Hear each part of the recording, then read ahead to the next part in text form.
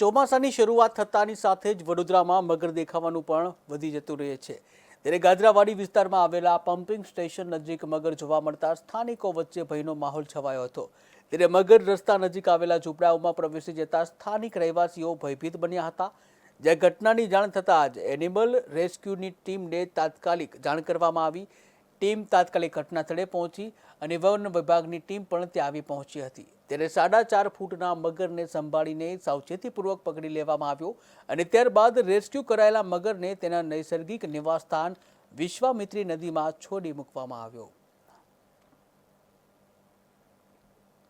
हमारी संस्था helpline number पर हमने एक कॉल મળ્યો હતો કે ગાજરાવાડી સુરત કમ્યુનિકેશન છે ત્યાં આગળ એક મગર રોડ પર આવી ગઈ છે।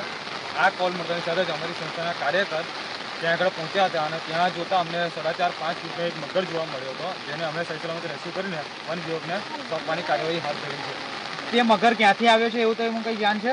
એ મગર સુરત કમ્યુનિકેશનની પાછળ એક નારું જાય છે, ત્યાં આગળ એક ભાગ તૂટેલો છે દીવાનો, ત્યાંથી આવ્યો હશે એવું અનુમાન લગાવી શકીએ છીએ। શું એના બીજા પણ બચ્ચા હોઈ શકે એવું લાગે છે? હવે જે નારું જાય છે એની અંદર 6 કે 7 મગર છે, મોટા મગર બી છે। હવે નારું તૂટેલું છે એ કેનલનું, હવે આપણે અનુમાન નહીં લગાવી શકતા કે કેટલા મગર આવે છે કેટલા મગર જાય છે, પણ અંદાજિત 6 કે 7 મગર એ નારાની અંદર છે। આપનો પરિચય? Yuvrajsinh Rajput, wild life rescuer, Vadodara.